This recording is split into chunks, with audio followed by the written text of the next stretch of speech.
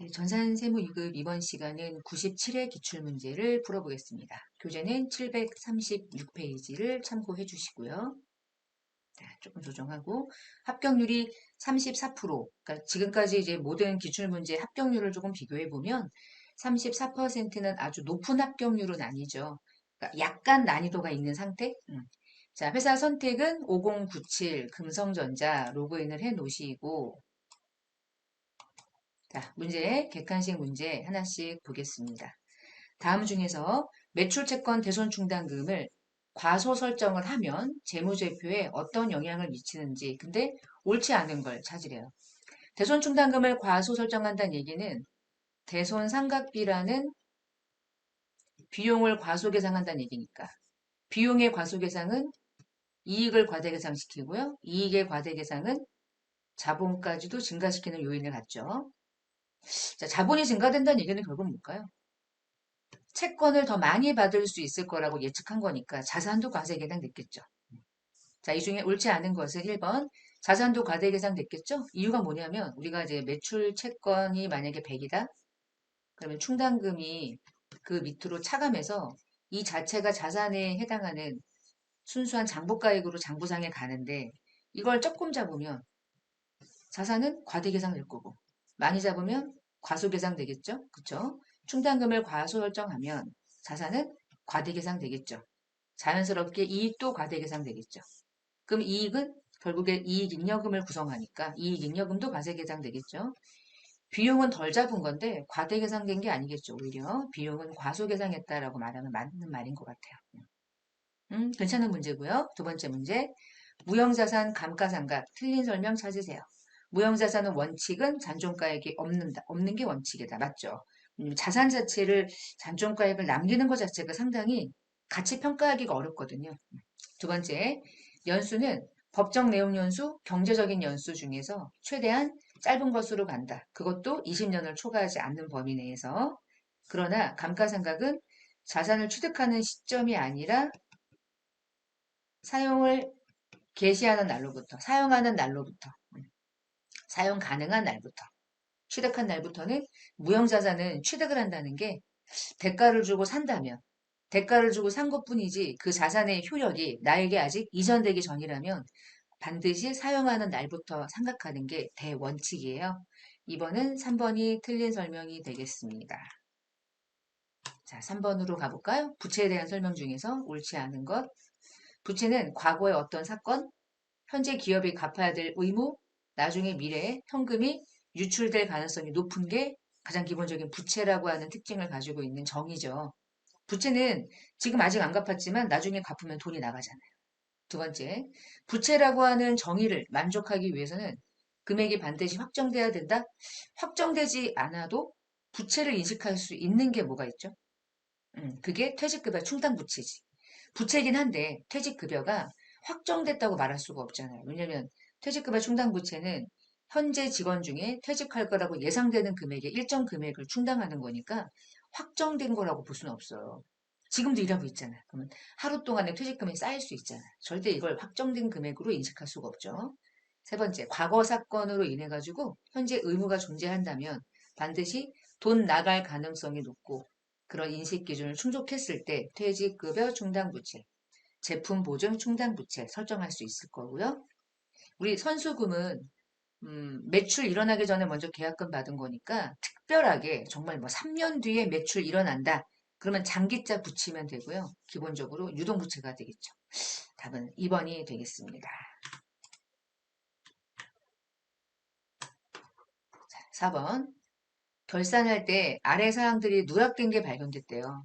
누락된 사항들 반영을 하면 당기순이익은 어떻게 변하냐? 그러면 기존의 당기순이익이 얼마인지는 몰라도 단기에 발생된 외상 매출이 있대요. 그러면 얘는 매출이 누락됐으니까 매출을 증가시키겠죠. 매출을 증가시키면 상대적인 이익은 증가하겠죠. 두 번째, 일기 확정 부가가치세를 납부했대요. 부가세를 납부했다고 그래서 부가가치세를 납부하면 여러분 미지급세금을 현금으로 납부하는 거니까 부채의 감소와 자산의 감소는 일어나지만 당기순 이익에 영향을 미치는 손익 계정의 거래가 없잖아요. 그러면 이 중에 매출이 누락된 10만 원이 반영되면 이익은 딱 10만 원만큼 증가하겠죠? 답은 1번이 되겠고요. 5번 문제. 자본에 대한 설명 중에서 틀린 것은 미교부 주식 배당금. 이거는 자본 조정인데 얘는 가산 계정이고 자기 주식에 대한 처분 손실. 자본 조정이지만 차감 계정이죠. 하여간 자본 조정으로 분류한다. 맞아요. 유상 감자를 하게 되면 대가를 지급하고 주식의 감소가 일어난 거죠. 그러면 회사의 순 자산이 감소하겠죠. 이런 거죠. 유상 감자는 돈을 지불하고 내가 발행한 이미 발행한 내 주식 자본금의 소멸이 일어나는 거니까 순자산은 자본의 감소를 말하는 거잖아. 자본의 감소가 일어나죠. 돈이 나가면서. 세 번째, 주식을 발행할 때 들어가는 신주 발행비는 주식을 발행하는 것과 직접적으로 관련된 비용이기 때문에 우리 영업의 비용으로 처리하지 않고 주식을 발행할 때 신주 발행비는 그걸 차감한 나머지를 주발초로 잡거나 만약에 여러분 할인 발행했는데 신주 발행비가 있으면 전부 다 합쳐서 할인 발행 차금에 포함을 시키잖아요. 얘가 틀렸죠. 자본은 자본금, 자본잉여금, 자본조정, 기타 포괄, 이익잉여금 이렇게 구성하는데. 자, 답은 나왔는데 여기서 프로그램에 우리가 들어가면은 이 자본 항목이 이렇게가 자본이잖아요. 그렇죠? 자본금, 자본잉여금, 자본조정, 기타 포괄, 이익잉여금. 여기서 자본조정을 한번 이렇게 클릭하셨을 때 우측에 보시면 주식 할인 발행 차금은 차감 계정이지만 미교부 주식 배당금은 증가 계정이죠. 왜 우리가 주식으로 배당을 할 때 미교부 주식 배당금 걸어놨다가 나중에 미교부 주식 배당금이 다시 반제되면서 자본금이 되니까 결국엔 그러니까 자본의 증가 요인이긴 하단 말이야. 잠시 쓰고 금방 사라지니까 갈 곳은 자본 조정이긴 하지만 개정 과목을 좀 보면서 하셔도 뭐 문제 풀 때 과목을 보면서 답을 한 번 더 정리하시는 것도 좋은 방식이니까요. 자, 5번까지 풀었고요. 이제 6번을 볼게요. 우리가 제조간접비에 대해서 배부 차이를 조정할 때 관계없는 거 비례 배분하거나 직접 배분하거나 매출원가를 조정하거나 영업의 손익을 조정하거나 이 중에 제조간접비 예정 배부, 실제 배부 차이를 조정할 때 직접 배부법은 들어본 적은 있는데 근데 걔는 보조 부문비를 제조 부문에 배분하는 방법 중에 첫 번째가 직접 배부법, 두 번째가 보조끼리 주고받은 것 중에 먼저 배부하는 우선 배부 순서가 정해져 있는 것 중에 단계 배부법. 아니면 연립방정식을 풀어가지고 정확하게 배부하는 상호 배부법. 요 세 개는요, 보조 부문의 원가를 제조 부문에 배부하는 방식인 거고, 우리 배부 차이를 조정하는 방식은 제조간접비의 차이를 그냥 매출원가에서 플러스 마이너스 하자. 매출원가 조정법. 됐다. 금액도 얼마 차이 안 나니까 영업의 손익으로 던지자. 아니면 제공품 제품 매출원가의 비례 배분해서 원가를 배분하자. 이 비례 배분법이죠. 이 중에 들어본 적은 있는데 제조간접비를 배부한 그 차이를 조정하는 방법으로는 직접 배부법이 아니고 보조부문비를 제조부문에 배부하는 방식이 직접 배부법이죠. 답은 2번이 되겠습니다. 자, 7번 문제. 환산량에서 뭔가 금액을 구하는 문제네요. 자, 평균법을 가지고요. 기말제공품의 원가를 구하래요. 단기에 완성된 거는 1200개, 기말은 400개인데 완성도는 50%. 제로비는 공정 초기에 전량 투입이니까 제로비는 항상 100% 투입, 가공비만 균등 투입. 아래 보면 막 수량이 있고요. 아래 보면 이게 뭔가 숫자가 있는데 예를요. 제가 뭔가 이제 계산을 하려니까 칸이 아래쪽에 좀 지저분한 걸 이렇게 지워놓고 이렇게 보면서 해볼게요. 자, 먼저 하실 일은 환산량을 일단 구해야 돼요. 그래서 환산량을 구할 때는 이렇게 구했죠? 여기다가 해놓고 싹 지울게요. 기초는 500개고 500개는 50%래. 근데 여러분 평균법은 기초에 몇 개가 있었는지 내가 투입을 몇 개 했는지 사실 관계없는데 그치? 완성된 거 1200개 기말은 400개 완성도는 0.5, 50%. 평균법은 에이 됐어. 1200개랑 400개면 평균 내자. 왜냐면 기초에 이미 완성된 게 있어도 평균법은 그걸 고려하지 않으니까. 걔를 수량을 차감하지 않는 거죠. 차감하지 않는다는 게 정확한 설명일 수도 있어요. 그러면 이 중에 재료비의 환산량과 가공비의 환산량을 구할 때는 1200개 안에 재료는 1200개 전량 들어가 있으니까 1200개, 1200개. 근데 400개 남아있는 기말 제공품의 수량은 재료비는 400개 전량 들어가 있으니까 나는 400개라고 부르고 가공비만 4, 5, 20, 200개라고 부르겠다. 그럼 재료비의 완성품 환산량은 1600개고 가공비의 환산량은 1400개죠. 자, 그 환산량을 구하고 나면 이제 원가를 배분해야 되는데 원가를 배분할 때요. 이렇게 한번 최대한 예쁘게 한번 그려볼게요. 예쁘게 잘 안 그려지기는 하는데 여러분 제공품의 그 원가가 어떻게 구해지는지 한번 과정을 보시면 기초랑 착수는요. 재료비랑 가공으로 나누어져 있고요. 착수도 재료랑 가공으로 나누어져 있잖아요. 자, 기초 제공품의 재료비는 50이고요. 기초 제공품에 넘어온 가공비는 30이었어요. 단기 총 제조 원가의 재료비는 70이고 얘가 70이라는 얘기죠. 가공비는 40이었다. 뭐 이런 뜻이거든요. 자, 80이고요. 110이니까 토탈 190이에요. 여기까지. 자, 근데 그러면 궁금한 건 이거지.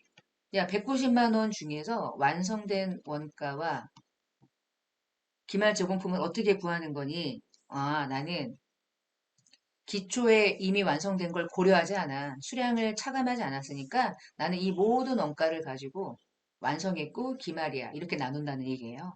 그럼 우리가 해야 될 거는 그 다음에 뭐 하냐면 원가를 요약하고 두 번째, 우리는 그러면 단가를 구할 건데 단가를 구하는 방식은 재료비는 1600개가 완성됐는데 그 재료비 1600개까지 완성할 때까지 들어간 원가에서 얘를 나눠가지고 단가를 구해. 근데 어떻게 구하냐면 야 재료비를 투입한 건 얘하고 얘지? 너하고 너지? 기초에 이미 완성됐지만 됐어. 그냥 같이 가는 거니까. 그러면 여러분 1600개는 얼마의 원가가 투입돼서 1600개가 완성됐다라고 보는 거냐? 두 개 더 해가지고 재료비는 120만 원을 가지고 1600개를 완성한 걸로 보자. 나눠보자. 떨어질까? 120만 원에서 1600개. 아, 하나당 750원의 단가를 가지고 있는 걸로 보겠다. 그럼 가공비는 너하고 더한 게 내가 1400개를 완성할 때까지 들어간 원가라고 치겠다. 70만 원 나누기 1400개만큼의 단가를 그냥 평균을 내겠다. 500원. 평균법은요.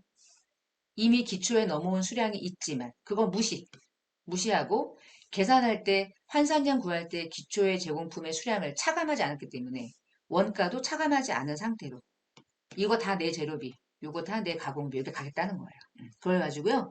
단가를 일단 구해요. 자, 구하고 난 다음에 마지막에 이제 우리가 해야 될 거는 그냥 이제 배부하자. 이 안의 재료와 가공, 이 안의 재료와 가공. 완성된 수량은 너도 1200개고 너도 1200개. 근데 기말에 남아있는 재료비는 토탈 400개가 전량 완성됐다고 보니까 400개 덜량, 가공비만 200개. 요거죠. 1200개, 1200개, 400개, 200개에 대응하는 단가는 각각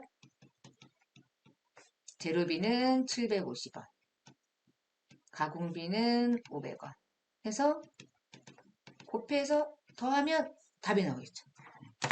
자, 우리는 지금 재료비, 기말 제공품만 구하면 되거든요. 자, 얘 더해서 곱해서 30, 10. 기말 제공품은 결국 얼마입니까? 40만 원. 답은 40. 선생님 완성품 원가는 얼마인가요? 계산해 보시면 답은 150이 나오겠죠. 두 개 더하면. 토탈 190 중에. 검사해 보시면 충분히 어제 답을 확인하실 수가 있을 것이고. 자, 7번에 40만 원. 자, 그러면 답을 맞춰볼까? 1번 이렇게 찾을 수 있지요?